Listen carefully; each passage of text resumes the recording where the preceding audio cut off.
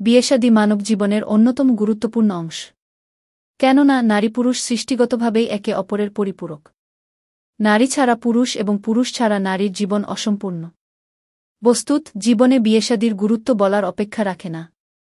আল্লাহ তাআলা হজরত আদমকে সৃষ্টি করার পর হজরত হাওয়া কে তার জীবনসাথী রূপে সৃষ্টি করেন। তাদের বিয়ের মাধ্যমে ভালোবাসার বন্ধনে আবদ্ধ করে দেন। সেই ধারাবাহিকতা এখনও পৃথিবীতে চলমান। যেমন পাত্রী নির্বাচন করতে বলেছেন নবীজি। ধরুন এখন আপনার বিয়ের বয়স হয়েছে। আপনি বিয়ের কথা ভাবছেন। তাহলে জেনে রাখা জরুরি যে কেমন পাত্রী নির্বাচন করা উচিত। পাত্রী নির্বাচনের ক্ষেত্রে সঠিক মানদণ্ড হল দুইটি: সৌন্দর্য ও দীনদারি।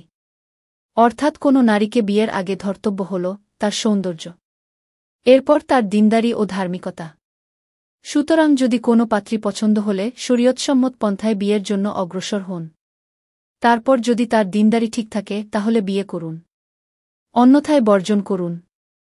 অর্থাৎ বিয়ের ক্ষেত্রে পাত্রী নির্বাচন ও প্রত্যাখ্যান হয় যেন দীনদারিকে কেন্দ্র করে। ইমাম আহমদ বিন হাম্বল বলেছেন, কোনো পুরুষ যদি কোনো নারীকে বিয়ের প্রস্তাব দেয় তাহলে সর্বপ্রথম তার সৌন্দর্য সম্পর্কে জিজ্ঞেস করবে। যদি এ ব্যাপারে তার প্রশংসা করা হয় তাহলে তার দিন সম্পর্কে জিজ্ঞাসা করবে। দিনের ক্ষেত্রে যদি প্রশংসিত হয় তাহলে বিয়ে করবে, অন্যথায় দিনের কারণে প্রত্যাখ্যান করবে। কিন্তু এমনটি করা ঠিক নয় যে প্রথমেই দিন সম্পর্কে জিজ্ঞেস করবে, আর এক্ষেত্রে প্রশংসনীয় হলে সৌন্দর্য সম্পর্কে জিজ্ঞাসা করবে, এরপর সৌন্দর্যের ব্যাপারে প্রশংসনীয় না হলে ফিরিয়ে দেবে। তাহলে এ প্রত্যাখ্যান হবে সৌন্দর্যের কারণে, দিনের কারণে নয়। সৌন্দর্যের ক্ষেত্রে যা খেয়াল রাখতে বলেছেন নবীজি। জাবির ইবনে আবদুল্লাহ রাদিয়াল্লাহু আনহু থেকে বর্ণিত হাদিসে আল্লাহর রাসূল সাল্লাল্লাহু আলাইহি ওয়াসাল্লাম বলেন, তোমাদের কেউ যখন কোনো নারীকে বিয়ের প্রস্তাব দেবে তখন সম্ভব হলে তার এমন কিছু যেন দেখে নেয় যা তাকে বিবাহে উৎসাহিত করে। বর্ণনাকারী বলেন, আমি একটি মেয়েকে বিয়ের প্রস্তাব দেবার পর তাকে দেখার আকাঙ্ক্ষা অন্তরে গোপন রেখেছিলাম। অতঃপর আমি তার মাঝে এমন কিছু দেখি যা আমাকে তাকে বিয়ে করতে আকৃষ্ট করল। অতঃপর আমি তাকে বিয়ে করি। আবু হুরায়রা রাদিয়াল্লাহু আনহু হতে বর্ণিত আছে, রাসূলুল্লাহ সাল্লাল্লাহু আলাইহি ওয়াসাল্লামকে প্রশ্ন করা হল, হে আল্লাহর রাসূল, কোন স্ত্রী সর্বোত্তম? তিনি বলেন, স্বামী যে স্ত্রীর দিকে তাকিয়ে পুলকিত হয়, কোনো নির্দেশ দিলে আনুগত্য করে এবং সে তার নিজস্ব ব্যাপারে বা তার অর্থসম্পদের ব্যাপারে স্বামী যেটা অপছন্দ করে তার বিপরীত কিছু করে না। দুই সৌন্দর্যের বিষয়টি যে কারণে গুরুত্বপূর্ণ। উল্লেখ্য যে সৌন্দর্য বলতে কেবল বাহ্যিক রূপ সৌন্দর্য বোঝায় না, বরং মনন ও সুকুমার বৃত্তির সৌন্দর্য এর অন্তর্ভুক্ত। অর্থাৎ বিশেষ গুণবৈশিষ্ট্য, জ্ঞান, মেধা, যোগ্যতা ও বুদ্ধিমত্তা ইত্যাদিও অপরিহার্য। যদিও মানুষ কারও গুণাগুণ বিচারের আগে তার বাহ্যিক রূপ সৌন্দর্য অবলোকন করে। প্রসঙ্গত বাহ্যিক সৌন্দর্যের বিষয়টি আপেক্ষিক। কারণ সবার দৃষ্টিভঙ্গি এক নয়।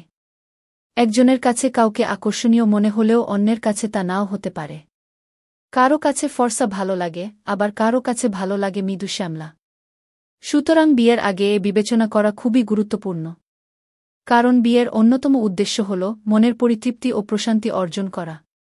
চরিত্রের সুরক্ষা ও চোখ অবনমিত রাখার ক্ষেত্রে এটি সবচেয়ে গুরুত্বপূর্ণ। সুতরাং আপনি যদি এমন নারীকে বিয়ে করেন যার দিকে তাকালে আপনার মনে আকর্ষণ সৃষ্টি হয় কিংবা ভালো লাগে, তাহলে স্বভাবতই মনে প্রশান্তি আসবে। পাশাপাশি পরনারী থেকে দৃষ্টি অবনমিত রাখতে সহায়ক হবে। তবে এক্ষেত্রে সবচেয়ে গুরুত্বপূর্ণ হল তাকওয়া বা আল্লাহভীতি। কারণ এই সৌন্দর্য ও আকর্ষণবোধ ছাড়া দাম্পত্য জীবনে বেশি দূর যাওয়া সম্ভব নয়। দীনদারির ক্ষেত্র যেমন হওয়া চাই। আল্লাহর রাসূল সাল্লাল্লাহু আলাইহি ওয়াসাল্লাম দীনদার মেয়েকে বিয়ে করার নির্দেশ দিয়েছেন। আবু হুরায়রা রাদিয়াল্লাহু আনহু থেকে বর্ণিত হাদিসে তিনি বলেন, নারীদের সাধারণত 4টি বিষয় দেখে বিয়ে করা হয়। 1 তার ধনসম্পদ, 2 বংশমর্যাদা, 3 রূপ সৌন্দর্য, 4 দীনদারি বা ধার্মিকতা। তবে তুমি দীনদার, ধার্মিক নারীকে বিয়ে করে সফল হও, অন্যথায় তুমি লাঞ্ছিত হবে।